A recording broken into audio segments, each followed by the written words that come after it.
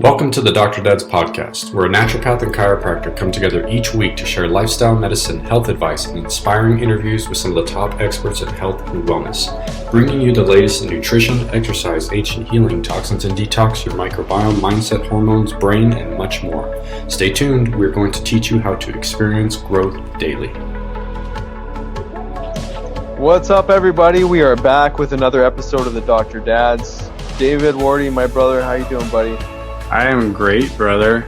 You looked magnificent out in Joshua Tree this past week. The light and the way it just reflected off the skin and the rocks was just perfect. So thank you. How was that? Pretty amazing. Joshua Tree is incredible. Have you been to Joshua Tree before? I have not. I see it in the movies. I hear about it all the time. But those pictures that you took out there, it's beautiful. Yeah, it's really it's a magical place for sure. And I'd never been either. Sonia and I have been wanting to go to Palm Springs for a while, just for get away from the blistering cold here in Canada in the wintertime. But Joshua Tree wasn't necessarily on the radar unless we were ending up going to a retreat, which is a very common place for these things to happen.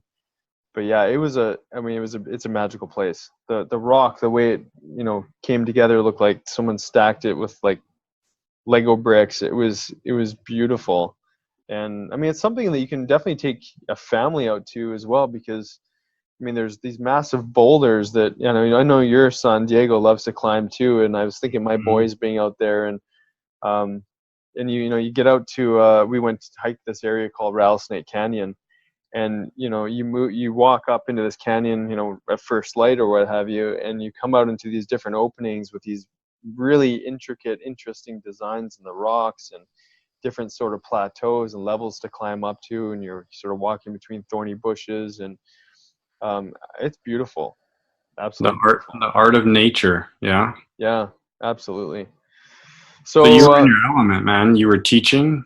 Yeah, I got a chance to teach with our one of our favorite yogis out there, and that's Tommy Rosen. And for those of you who don't know, he's written the book Recovery 2.0. He has this whole massive online community on recovery and teaching a new way out of addiction through yoga, Kundalini yoga, meditation, lifestyle, nutrition. And as you know, David, I mean, when he speaks, it's like magic just flows out of his mouth. He's just this really conscious, loving human being, and he's changing the world and changing the way that people move through recovery. So it was an honor to be able to speak at the conference, and what he's doing is he's actually teaching a massive group of people that go out and learn how to teach what he does. So he's certifying these recovery coaches, which is so needed in the world that we live in, right?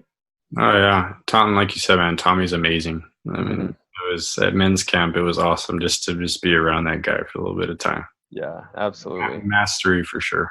Mm-hmm. Well, that's awesome, man. It's good to see you back. Yeah, it's good to be back. We get to connect today. So today, me and Nick are gonna do some Q&A, and we're gonna talk about some pretty good topics. And these are just general things that I think everyone should know, and it's just good information. So let's get into it, man. So the first question I have for us today is, what is the best diet? Yes, great question. Well, it's got to be the ketogenic diet. No, it's the paleo diet. Whole30, it must be.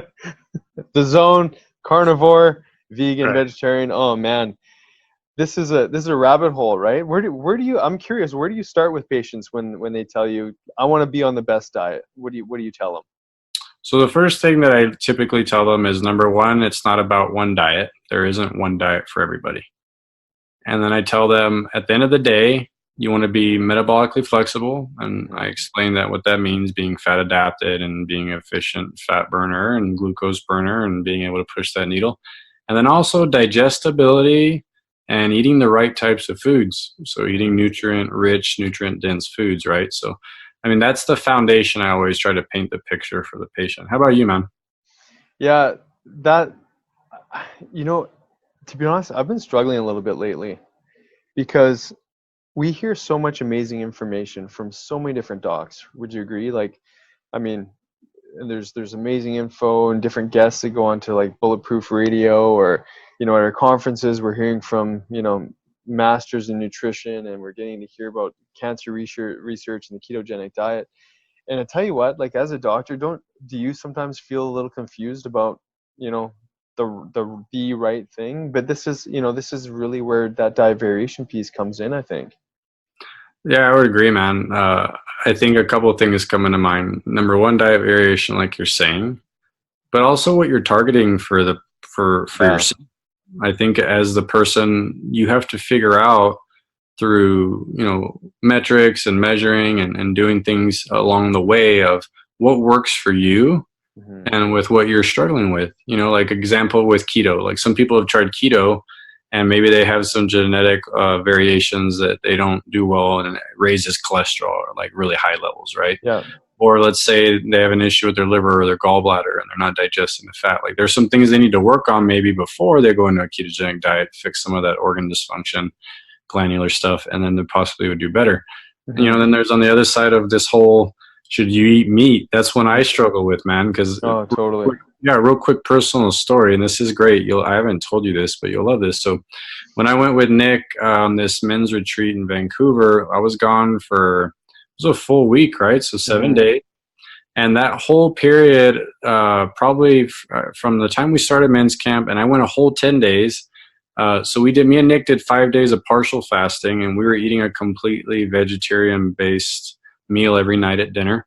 And then I kept the whole vegetarian thing going for the next 10 days or next 5 more days. So it was 10 days total. So I came off meat completely, man. And I felt Wow. amazing, buddy. Wow. Like I felt really, really, really good. Hmm. Um, And that's a big deal for a Texan. oh, buddy, like beef is a religion down here, right? Right. Yeah, I can Grass imagine. fed beef, right? Um, so, man, like, and honestly, like, what I've been telling the people in my community is we've had a lot of places here in El Paso that have tried to open restaurants that are like vegan or vegetarian. But honestly, buddy, the food you and me ate at men's camp was so amazing, like Hmm. delicious. Like I Yeah. didn't know that I wasn't eating meat, but like some of these places locally, they don't cook like that. And then I noticed in Vancouver, you guys have this massive community of people that are vegan or vegetarian. So I think there's just a whole lot more supply there because of the Yeah. demand. And the quality is just immensely better of the type of cooking and the foods they put together. Yeah. But man, I felt really good. So this whole like carnivore diet and vegetarian, plant based, like you're right. It can be very confusing to a lot of people. Hmm. Yeah. Well, it's funny you say that because I think that's where I've been struggling the most is because for I don't know, 15 years or 12 to 15 years back in actually naturopathic school, I started vegetarianism or starting to eat just veggie only.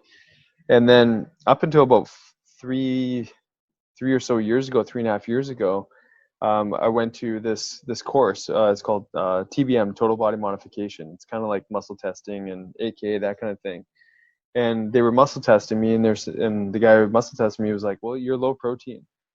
And I'm like, "Okay, well, that makes sense. I'm vegetarian." And the whole teaching there was you got to eat based on your lineage, your genealogy, right? Like, what did your ancestors eat? That's how you should be eating. And then I was like, you know what? I should at least try it out again. I should see, how my body responds. And to be honest, when I go back and forth, I don't really notice a big difference one way or another. I haven't yet had the inkling to actually really give carnivore a try. But up until actually coming back from men's camp or just before, I really just went, you know what? Since I don't actually feel any better eating meat, I'm just gonna go back to my vegetarian lifestyle.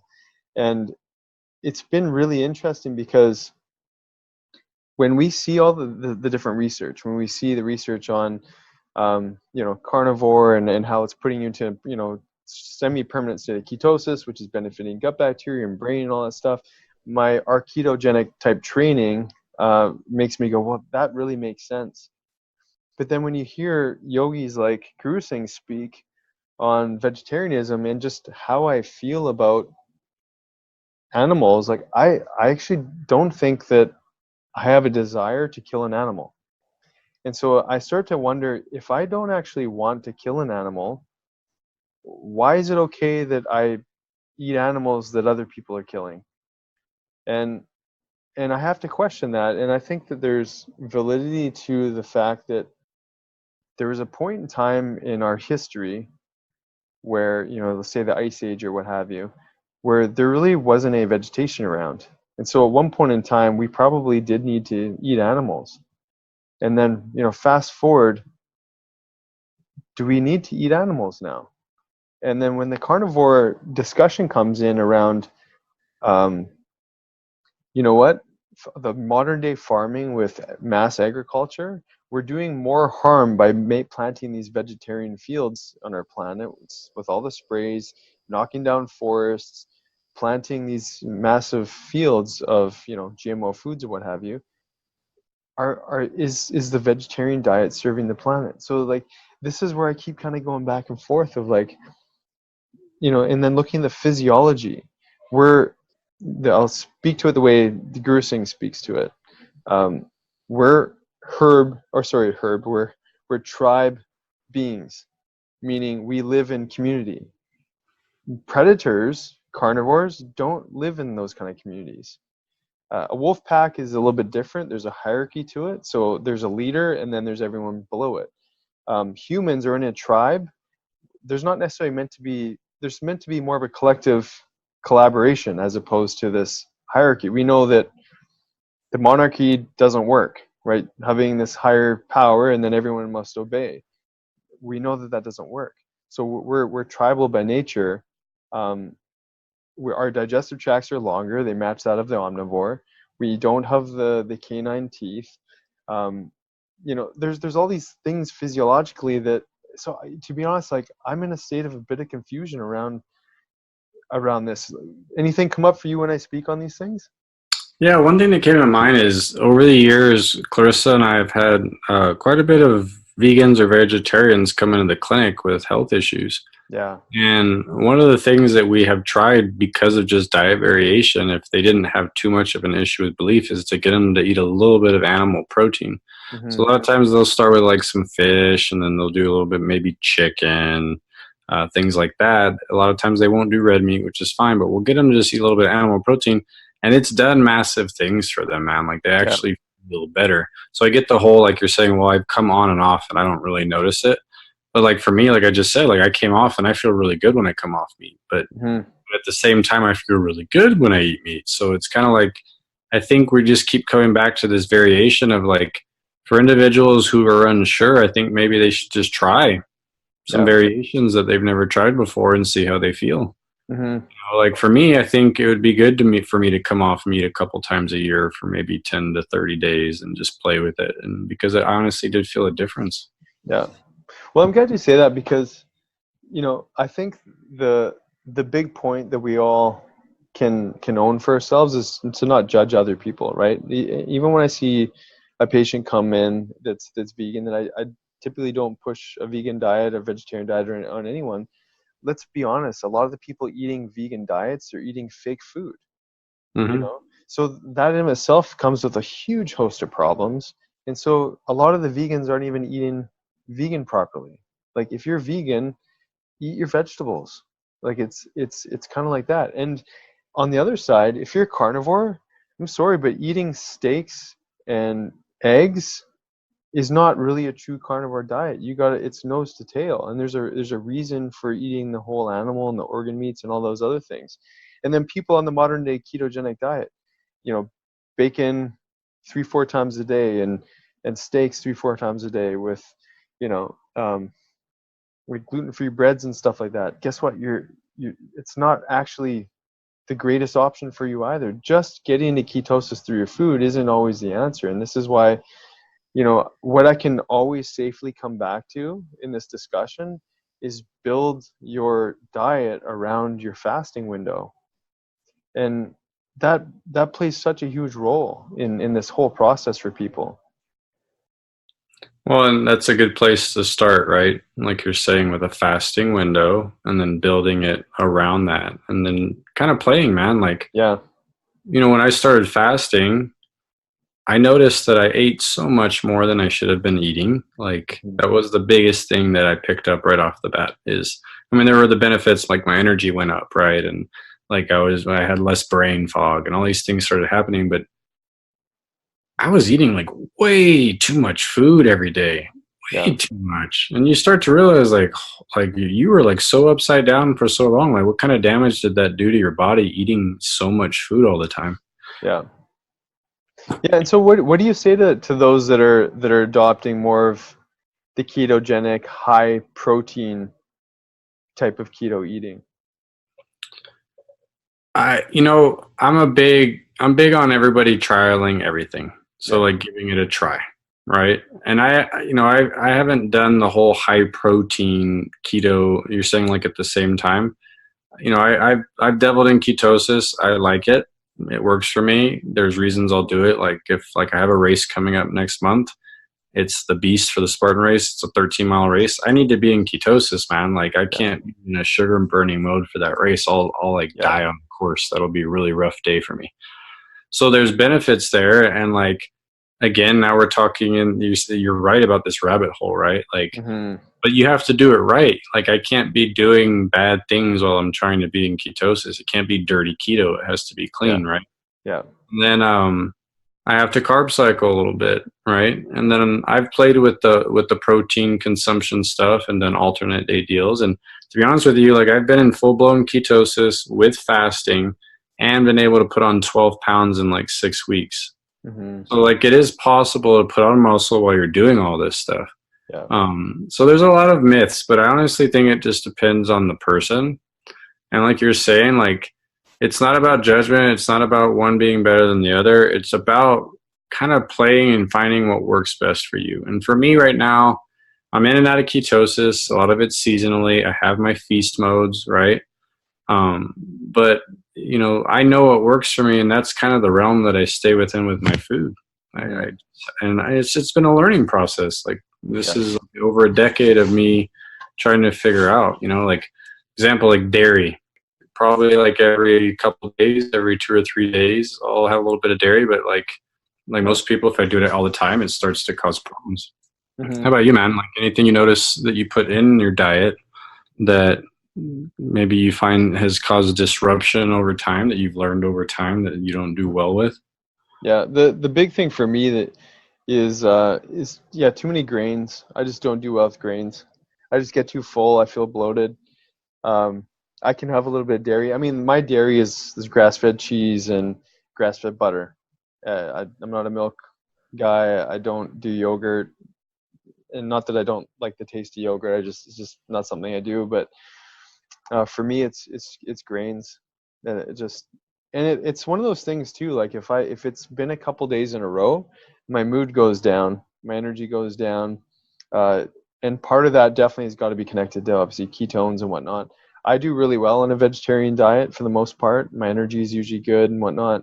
I when I'm going pretty strict veggie for a while, and if I've gone more vegan for a period of time, I'll definitely bring in some amino acids and some, supplement support there, because I find that actually is quite helpful. But yeah, I mean, I think that this discussion, because it is a bit of a rabbit hole, I think people kind of go on a journey. Like I think a good starting point is getting rid of processed foods and sugars and the obvious garbage that we're putting in our bodies. And then maybe the second thing is starting to, sort of experiment with possible food sensitivities. Like what are some of the more common things that are going to be a trigger for people? And then maybe you can start having that ethical discussion with yourself. What feels right for you? And then I think eventually this is where you can bring in more fasting and diet variation. But ultimately, I think the place we all need to get to is intuitive eating. And that's deeply listening, really really listening to before and after how we feel, and really what are you being drawn to, not emotionally, right? Because there's emotional eating, but I think intuitive eating is the place we can all move to. And if we were going to talk about this in a sort of a spiritual adventure, is what lights you up, like what makes you feel more connected to whatever your source is. Do you feel lighter inside your body? Do you feel more like you can access information that maybe you couldn't normally access in a really loving kind of way? And speaking of love, like I truly feel like when we're eating in the way that serves us, we're more loving to others. And Absolutely. I'm gonna take this back to Guru Singh. He says something like, when we're eating blood meats, the the fluids from the blood hits the nerves of the upper palate, the basically the place between the gums and the teeth, and it triggers a memory of survival. So if we go back to his claim, and again, I don't know where he gets the information from, but we used to be vegetarian, then the ice age came, we ate for survival, and so when the brain measures that we're eating blood foods again, we're triggering a survival response. And so we're naturally more aggressive. We're naturally wanting to survive, which basically means somebody has to win, somebody has to lose. And it triggers this fight or flight response to some degree. And then when he says when it comes to vegetarian type foods, it's a reminder to that old part of the brain that we're in a safe place again. So, and you know what, that sort of resonates with me, because I do feel there's this shift energetically that happens when I start to be more intuitive with my eating again. Not eating because the science books say that this is what it should be like, but more, how do I feel emotionally? Am I more loving? Am I feeling more connected to myself and my family, the people around me? Am I in a place of competition at all? Am I judging other people? I think we can start to get a little bit more sensitive with how we're actually, responding to our environment. Well, it's such a relationship. Yeah. It's such a relationship with it. And on that, what would be a good way to measure that? I mean, someone could actually check heart rate before and after eating just meat and veggies. You could do heart rate variability. Yeah. Probably even check blood sugar and see if your body's having a stress response, right? A little bit. Yeah. And see if there's variations there. So sleep yeah, I mean, too, right? You could check your deep sleep, yeah, which would be a sign of that parasympathetic. Yeah. Yeah, so if you've got any sleep trackers, things like that, like the Oura Ring, that'd be good. Yeah, and I think a lot of that plays into just playing with it, right? Of Yeah. what's working, what's not, but test, don't guess. Yeah. Test. Like Nick is, there's a lot with what Dr. Nick has to say of there's a little bit of intuitiveness there. I think we're just drawn to certain things. It's funny. You were talking earlier about grains, and it's similar with me, man. I have to moderate my grains on and off. But I've noticed I need grains, and I don't want to get into the whole bowel movement thing. I don't mind talking about that because we have to talk about it. Because your poop tells a story, right? It's true. So if I'm doing keto and I'm doing lots of, we're in high fat, we're in the low carb, and I'm still eating lots of roughage here, right? I make sure I get my veggies down when I'm doing deeper keto weeks, but buddy, I get constipated. I'm not gonna lie, and I know all the talks about how it can cause inflammation if you're not getting fiber and all these things. So I really work on getting lots of fiber when I'm in keto. But honestly, man, I'll throw grains in, cycle some grains in sometimes, and I poop a million times better. My digestive tract, it honestly just functions way better, man, and I feel a ton better. So that just goes to show you everybody's different, and totally. Intuitively I know that you're saying I can't do grains every day. That starts to cause depression with me and I get down, like you're saying. But they've got to be cycled in there for my system to actually run pretty well.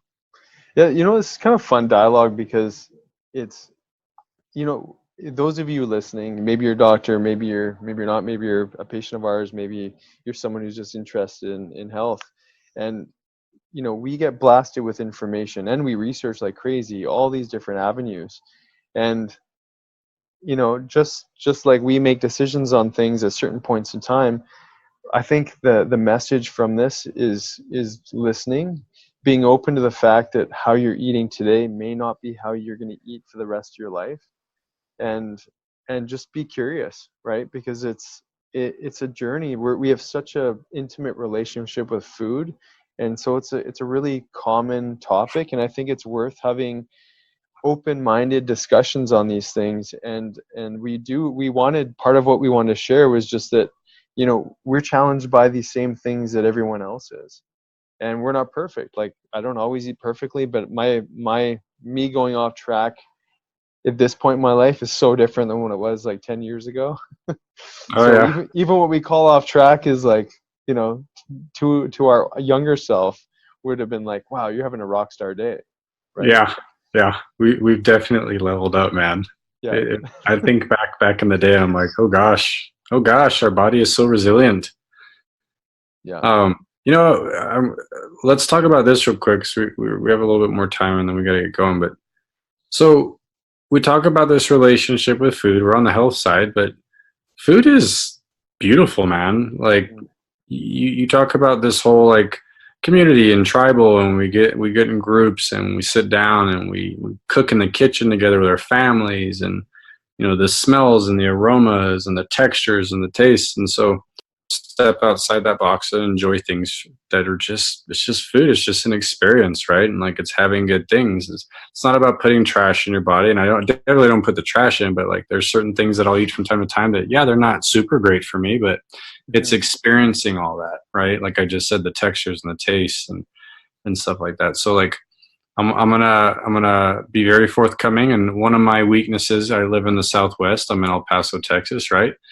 Buddy, I love tacos. Like I'm not gonna lie. Like tacos are my jam, Yeah. and I don't mind admitting that. So like when I like to splurge, you can ask Clarissa, that's what I like to go get.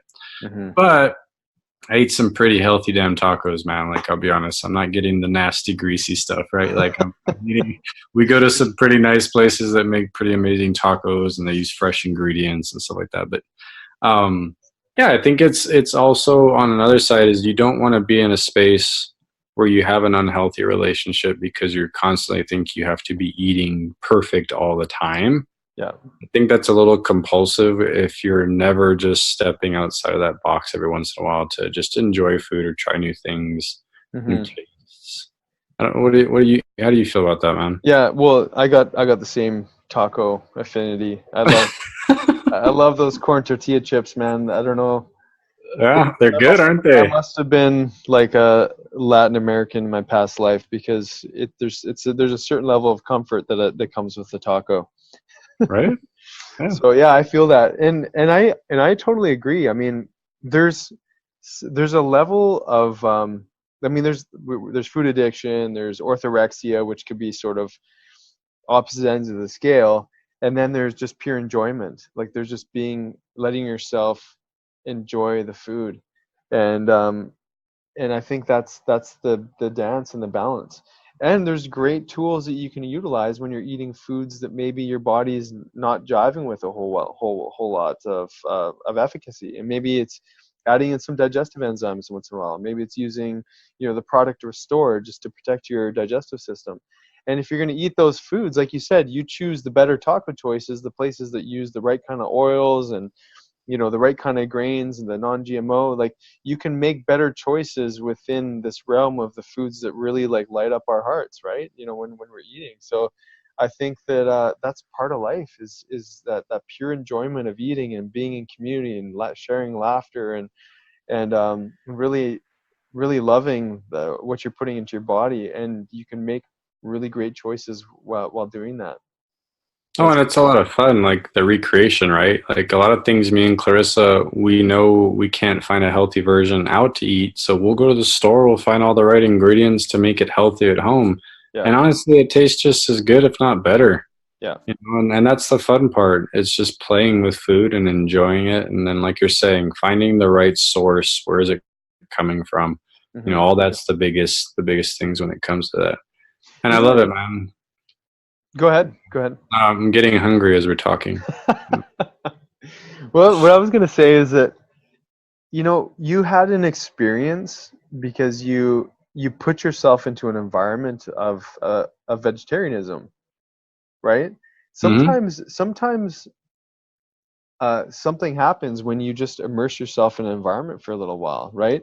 We get, I think we're all guilty of saying, "Oh, I tried doing that, it didn't work for me," but you don't really know unless you sort of take away some of the stressors of life. Like retreats are powerful ways for people to get into an environment where they're just really trying a sort of even necessarily a mono diet, but you're trying something where you've taken out some of the other typical life stressors, and you get to see how a certain type of food does for you in that environment. Because let's be honest, a good reason why a lot of people don't feel well after eating may have a lot to do with the food, but it also has a lot to do with your stress and your nervous system. Oh yeah, And absolutely. we know that even like there's new research even just on sound vibration, how it changes your microbiome. And temperature fluctuations change your microbiome.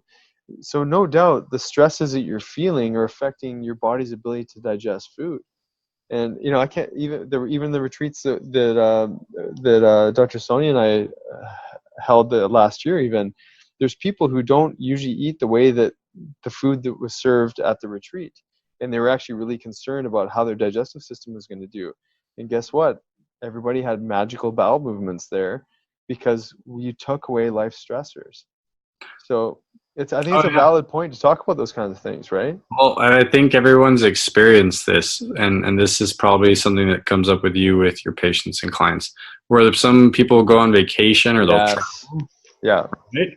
And they'll say, "Oh, I had no issues with pain or my stomach. I had no issues with digestion. I felt amazing." And then they come back and they're like, "Oh, it all starts up again." Yeah. That's a perfect example of the tone of your nervous system and your stress levels of your environment, right? Totally. Yeah, and one thing I always tell people, like Nick's saying, is the tone of your nervous system determines whether that physiology plays off in the right or the wrong manner. So if you're in fight or flight all the time, you're trying to digest food, it's not going to work out real well for you, No. and it's such a good point, man. I'm glad you brought that up. Well, and like we think that we're managing stress well. Like, let's just be honest. Most of us have no idea what it's like to, and we were going to talk about consistency with stuff, right? So maybe it's sort of a good point to finish on. We have no idea what it really means to turn off that stress response. We think that turning on the TV at nighttime and you put the kids to bed, finally I'm relaxed, but are you actually relaxed? There we know if we look at animals in the environment, when they're stressed out, they have a physical mechanism for releasing stress. They shake vigorously. What do? We grab, well, not even, I don't do this, but some people grab a cigarette, some people grab a cup of coffee, some people grab alcohol, some people have a medication they pop, some people grab that sugar, some people turn on the TV or your social media. Our mechanisms, our modern day mechanisms for de-stressing our bodies don't work. And so when you go on a vacation, even, you're still doing those things. You can say, well, I'm still doing those things. You're still doing those things, and you've removed like nearly 90% of the things that actually stress you, right? Yep. Your job stress you, maybe the people around you stress you, your friends, you're driving in the traffic or what have you. So you're putting yourself in a new environment. You're still doing the things that aren't necessarily good for you. I mean, there's levels to de-stressing, and our modern culture has not really, for the most part, dove into how to actually get your body out of that state. Buddy, that's our next episode when we talk. I Is think so. how Yes. Yeah. the epigenetic stressors influence the behavior of your nervous system and how that plays out for you. Well, and you see it in your patients that you help with NIS too. Like, we had a great conversation. If you guys haven't listened to the one with Dr. Jim Bentz, and where David and him really dive into the role of NIS, like, you're seeing people with literally stressors turned on, sympathetic dominance in different particular organ systems. Well, right? you know what's funny too? So just a quick share, because I do that multiple times a week. Like, I'm getting very busy with it now, but the main thing that I find blown out on all my patients are their adrenals and their vagus nerve. Yeah. Yeah, comes out like very, very consistently across the board, man, on everybody. So it just goes to show you, like, how much stress are we honestly under, and how well are we actually able to regulate that stress, and are you able to shift gears? Are you able to hit the gas and the brake? Because the reason a lot of people don't feel well, like you're saying, is they can't hit the gas or the brake efficiently anymore. So you're like a car driving down the road, and you can't speed up when you need to, and you can't hit the brakes when you need to. So that's not going to end up very well for you if you're driving a car. It's even worse for your body, like Nick are talking. So, buddy, that was... You know what? I mean, we should coin that as nervous system flexibility. Like, we talk about metabolic flexibility and getting so focused on your diet and macronutrients to get the ratios right. You got to get flexible. And fasting is obviously one of the more powerful way to do that, but definitely you can do it with your macronutrients. But you said the nerve, like the nerve system, the vagus nerve. Before we go, talk about how you can get nervous system flexibility by, like, tell the everyone who's listening a little bit more about that really important nerve. So real quick, our autonomic nervous system, we have two sides to this. We have what's called the fight or flight or sympathetic nervous system, and then we have what's I call the rest and relaxation part, which is parasympathetic tone. So all day long, you have like all these processes that our body has to carry out on a daily basis, from simple things as simple as I just need to digest food right now, to let's say when you're working out, you need to shunt blood to your muscles and other things to fuel your muscles and your joints and stuff like that. So every little thing that you do all day triggers a tone in your nervous system. So the analogy I give is it's like a car with a gas and a brake, and you need to be efficient. And the switchboard between the system, the sympathetic and this parasympathetic tone, is our vagus nerve. And the tone of this nerve plays a huge role in your body's ability to adapt and have this what do you call it right now? Nervous system flexibility. We got to figure out a better name for that. Yeah, we're gonna coin that for sure. So when, like Nick is saying, in this modern day world, because a lot of us are stuck in fight or flight and we don't ever come out of it. Our bodies are built to be in acute stages of stress, go into sympathetic, but then immediately come back out and go into parasympathetic tone.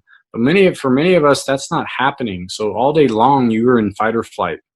And then the severity is changing, but you haven't come out of fight or flight, and you've never gotten to that parasympathetic tone. And that has a lot to do with, like we're talking, like maybe you're not digesting food and you have horrible digestion, or you're tired all the time, or you have brain fog.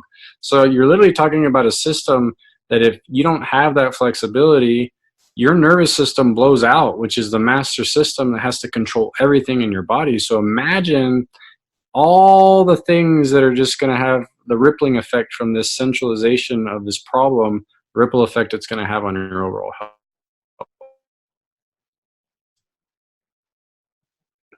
So yeah, man, so that in its foundation, and we can have another episode and literally talk about what helps these things. Of course, chiropractic care, and there's all kinds of things you can do to improve vagal nerve tone. I mean, that would be a good episode, but that's the foundation of how our bodies function. So if that's upside down and that system's just blown out all the time, then you have to make some serious lifestyle changes. That's the only thing I can really leave to just kind of wrap that up, is some serious lifestyle changes are needed for people that are stuck like that all the time.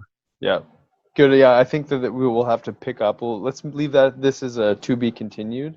Yes. Because it's such an important topic, and it's one thing to say stress is bad, but it's another thing to actually understand a little bit more about the anatomy, the physiology, the biochemistry, the electrical capacity, and to talk about some of the things that we do individually on a regular enough basis that help to switch us out of that state. And again, there's going to be a discussion for sure on NIS and how you help patients out of that, because there's definitely some great tools in chiropractic care, et cetera, that can physically do some adjustments to change the electricity. So I'm looking forward to continuing that discussion, buddy. It's probably going to be a few weeks away from now, but it's an important one for sure. To be continued, brother. There you go. Man, it's always a pleasure chatting with you, buddy. I sometimes get sad that we can only talk like this once a week, because we tend to go down some fun rabbit holes, and just hearing you has helped me just talk through some of the stuff that so many people I think are challenged by. So thanks again for your wisdom. Brother, this was a blast. I learned a ton just from listening to you, man. And like you said, that was quite the rabbit hole today. So hopefully everyone who's listening has left with maybe a little bit more awareness in their tool belt. You may not have gotten all the answers that you want, but know that we're all on this journey together. We're all learning, and we're so grateful for all of you who do tune in regularly. It's a real honor that you're finding value in the things that we share. So big thank you to everyone. And David, I think we got another guest next week, so we'll see you live on Tuesday. Yes, sir. Love you, brother. Love you too, man. Okay, guys, that's another episode of the Dr. Dads. We're out, and we'll be seeing all of you, or talking to all of you very soon. Have a great day. Thanks for listening. If you enjoyed today's podcast, please be sure to subscribe to the Dr. Dads and share with your family and friends. You can also follow and interact with Dr. Nick and Dr. David on Facebook and Instagram for a daily dose of inspiration and the latest in health and wellness. Be well.